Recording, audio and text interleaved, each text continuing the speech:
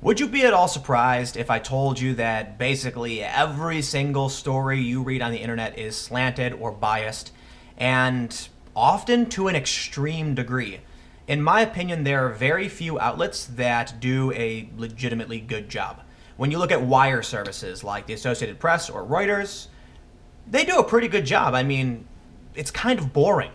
That's how you know that news is probably good, because it's kind of boring. But it's still far from perfect. Now, when you look at the big networks like MSNBC, Fox News, CNN, yeah, that's really, really bad. A few days ago, I did an interview with the people from the Knife Media, and we talked about how their system works, but now I really want to get in and show you exactly just how bad news in this country really is.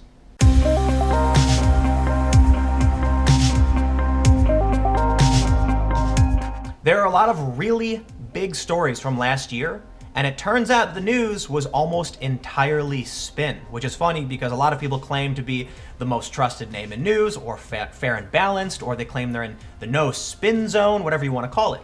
Before I get into all of that, let me give a quick shout out to today's sponsor. Virtual Shield is a VPN service that can help keep you and your data safe as you browse the web.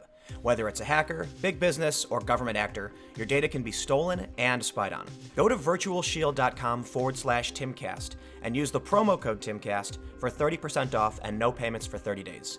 There is never a guarantee of security. That doesn't mean we don't lock our doors and take effective measures to protect ourselves and our families. For those that are interested, I've included a link to Virtual Shield below. The first story that I want to talk about is exploring the media's dramatization of the Portland protests. The reason I really want to do that is because I was at the Portland protests.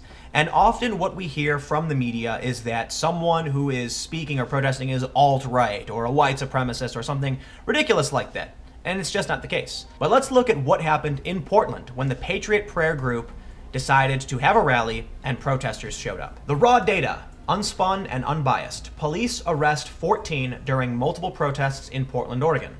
Police in Portland, Oregon arrested 14 people on Sunday during a rally and protests carried out in response to the rally. The group Patriot Prayer first organized and obtained permits for an event on Sunday that was promoted as a Trump free speech rally. It was attended by other groups media outlets describe as right-wing, such as American Freedom M/C, the Three Percenters, and Oath Keepers, the Washington Post reported. Basic facts seem simple enough. But what happened when the mainstream media got a hold of this story? According to the Knife, the vague and sensational language used in the coverage of the Portland protests on Sunday does two things. It dramatizes the event and obscures a lack of concrete facts. And here are some examples. Fiction. Wheeler last week tried to derail the pro-Trump rally, fearing it would exacerbate anger and tension in the aftermath of the May 26 stabbings of 3 men on a light rail train. The fact.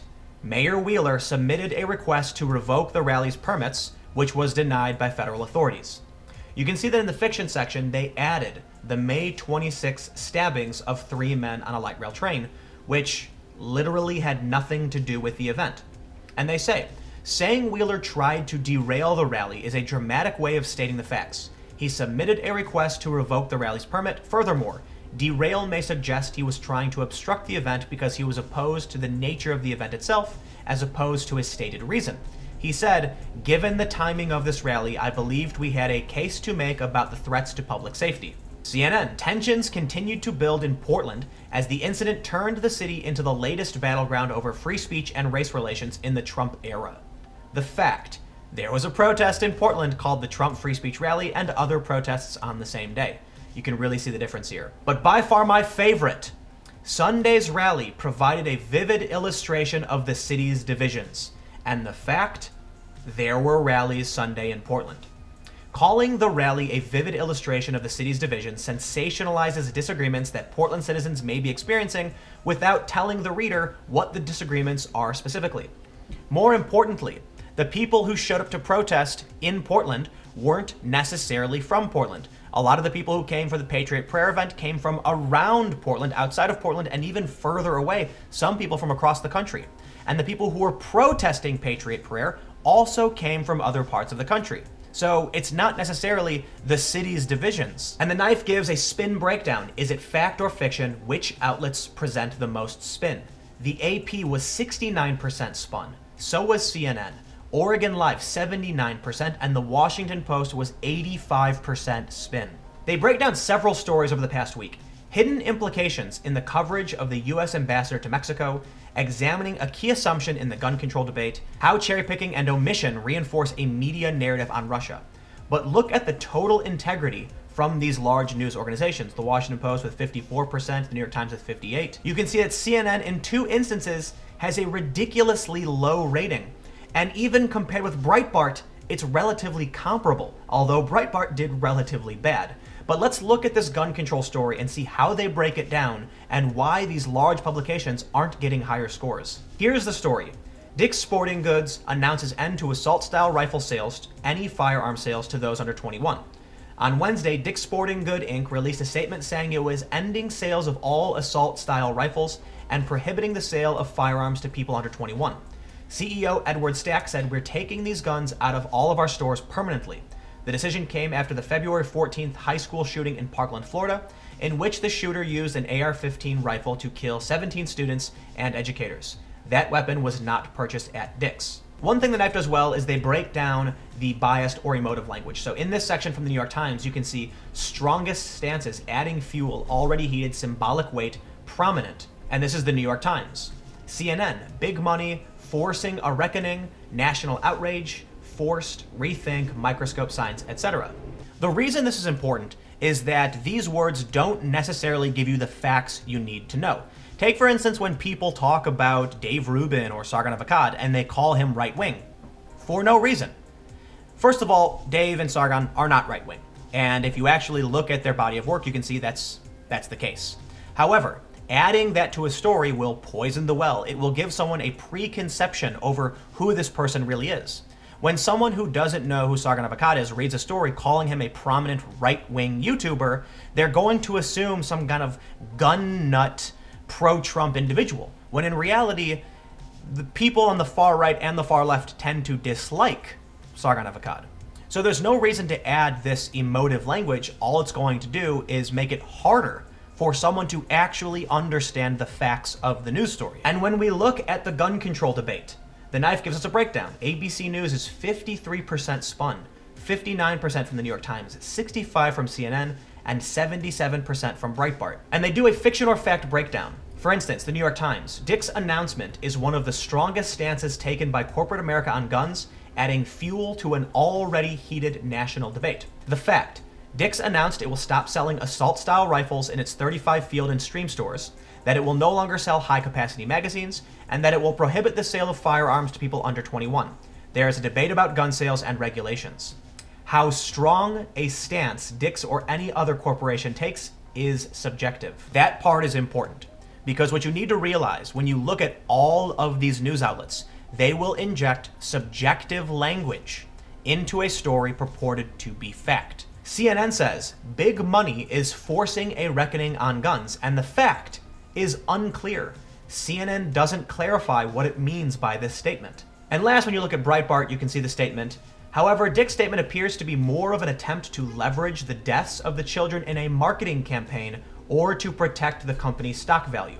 And it repeats what we heard before about what Dick's had actually done, and says, Breitbart presents its own opinion about what Dick's appears to be doing as fact. So let's take a look at the technical sheet. This is how the Knife actually shows you their procedure, how they determine the integrity of the story.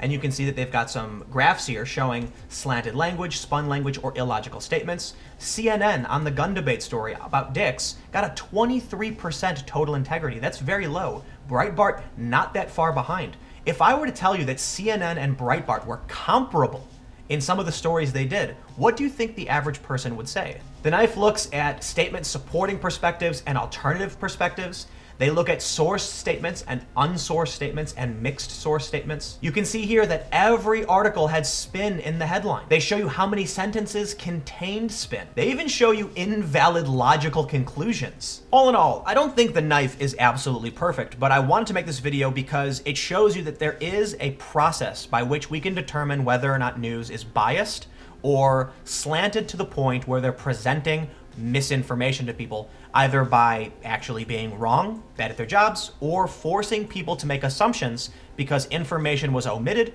or certain words were used. Let's take a look at one of the stories that actually did well. Lawyer connected to former Trump advisor pleads guilty to false statements in Mueller investigation. And this is from the Associated Press with a 74%. The BBC had the least amount of spin at 11%, the AP with 17%, Fox News with 20%, and the New York Times with 43%. And the reason I bring this up is that many people, mostly on the left, say that Fox News is fake news. They really believe that everything out of Fox is fake.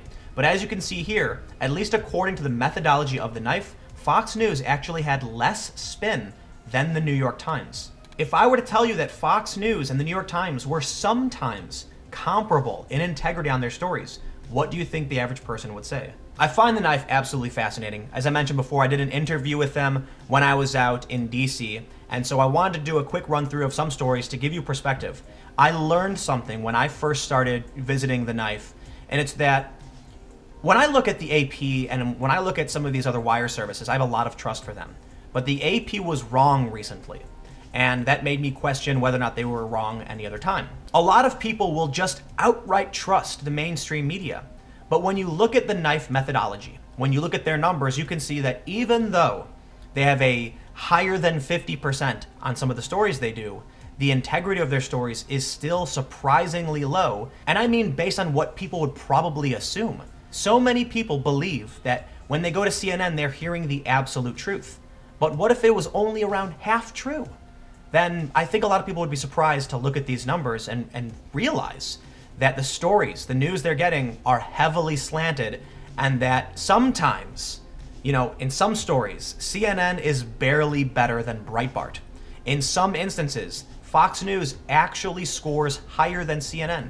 Now, overall, I don't know who scores higher than the other. I'm just looking at some particular stories so that you can actually see that it's not definitive. And when people go around saying that Fox News is the best or the worst, not true.